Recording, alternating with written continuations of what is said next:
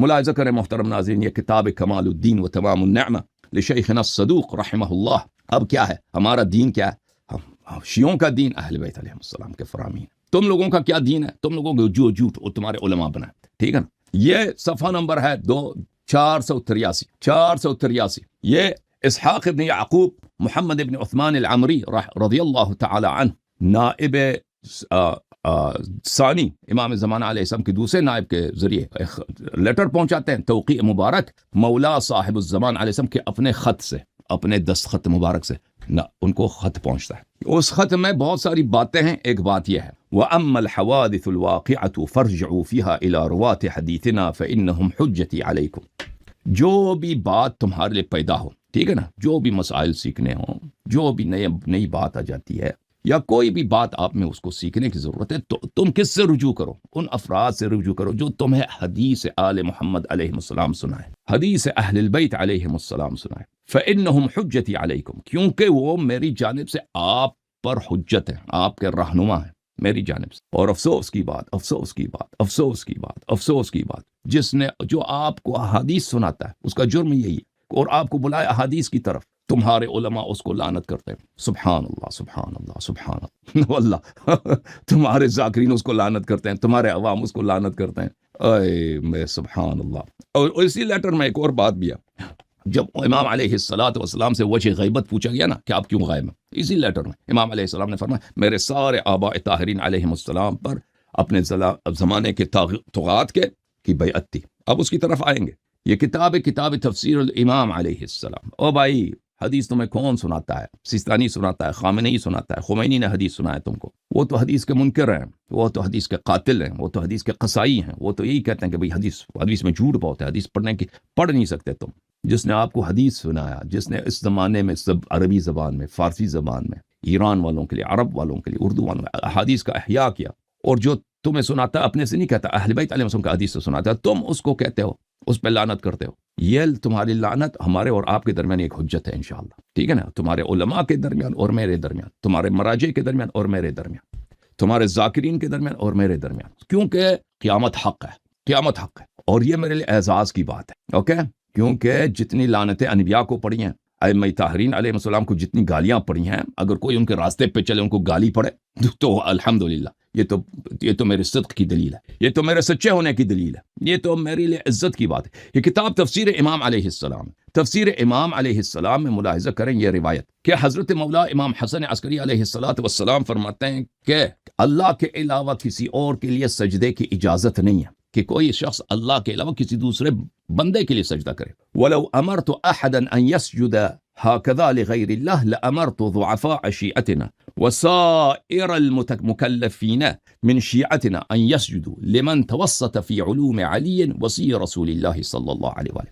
لیکن امام علیہ السلام فرماتے ہیں کہ اگر اجازت ہوتی کہ اللہ کے علاوہ کسی اور کو سجدہ کیا جاتا، تو میں اپنے شیعوں کو، عوام ضعفاء شیعہ، عام جو عوام شیعہ ہوتے ہیں نا، جن کو قرآن حدیث پڑھنا نہیں آتا، ان کو حکم دیتا، وہ سائر المکلفین، اور سب مکلفوں کو حکم دیتا، اپنے شیعوں کے تمام مکلفین کو حکم دیتا کہ سجدہ کریں اس کے لیے جو واسطہ بنتے ہیں کہ علم آل محمد علیہ السلام آپ تک پہنچے، فرمان اہل بیت علیہ السلام آپ تک پہنچے. تو میں حکم دیتا کہ اس کے لیے سجدہ کرو. وہ شخص واحتمل المکارح والبلایا فی التصریح باظہار حقوق اللہ، وہ شخص، ایسے افراد جو آپ کو آل محمد علیہ السلام کے فرامین، ان کا حلال حرام، ان کے احادیث آپ تک پہنچاتا ہے، اور اس راستے میں بہت سختیاں برداشت کرتے ہیں، اور تصریح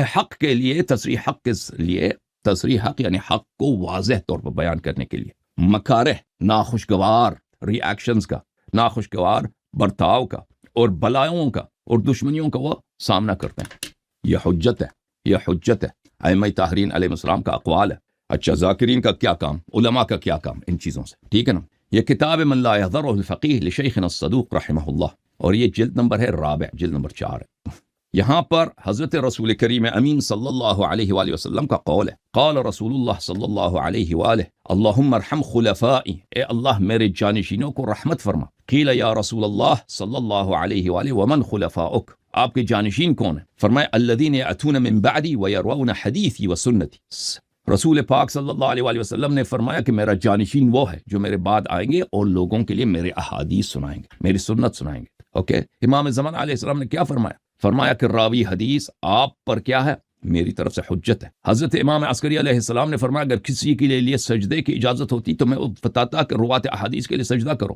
حضرت رسول صلی اللہ علیہ وسلم نے فرمایا جو آپ کو میری احادیث سنائے، سمجھائے، تعلیم دے، وہ میرا جانشین ہے۔ سبحان اللہ۔ اب لیکن آپ لوگوں کو اس سے کیا کام؟ ٹھیک ہے، وہی تو یہ تو وہ باتیں ہیں جو آپ مانتے ہی نہیں ہیں۔ ٹھیک ہے، یہ کتاب الاحتجاج ہے، الاحتجاج للطبرسی رحمہ اللہ۔ یہاں پر میں آپ کو ایک حدیث یہاں سے سناؤں، یہ صفحہ نمبر 10 ہے جی۔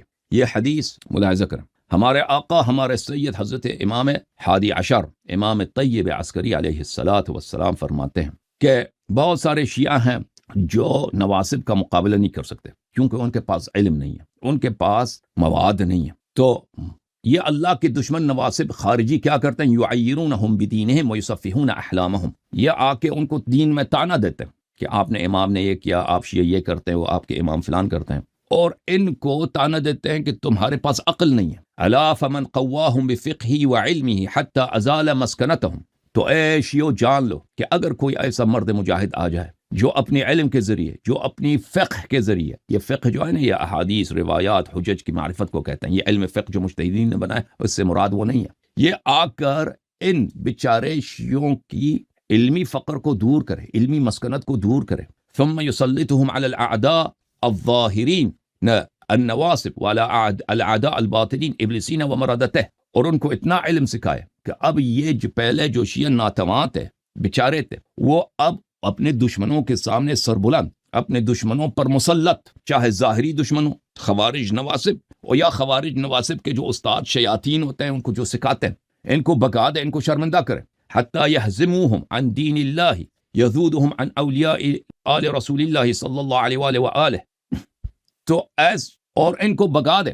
تو شیعہ اب انہوں نے اپنے دین کو سیکھا ہے۔ قضى اللہ تعالی بذلك قضاء حقا على لسان رسول اللہ صلی اللہ علیہ وآلہ وسلم، رسول اللہ صلی اللہ علیہ وآلہ وسلم کے زبان اللہ تعالیٰ قیامت کے دن اس کے لیے ایسا فیصلہ سنائے گا، اس عالم کے لیے جس نے شیعوں کو، کہ وہ بتانے کے لائق نہیں، اتنا عظیم فیصلہ ہے۔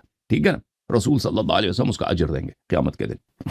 جب اب تم نے یہ سوچا، یہ سمجھا میرے بھائیوں کہ عالم وہی ہے جو آپ کو آل محمد علیہ السلام کے فرامین سکھائے، عالم وہی ہے جو آپ کو اہل بیت طاہرین علیہ السلام کا دین سکھائے، عالم وہ ہے جو دین میں جو ضعیف لوگ ہیں، شیعہ جو ضعیف ہیں، جو نواسب کا جواب نہیں دے سکتے، وہ ان کی دین کا تقویت کرے اور نواسب کو مایوس کرے، خوارج کو مایوس کرے، دین کے دشمنوں کو دین پر طعنہ دینے سے مایوس کرے۔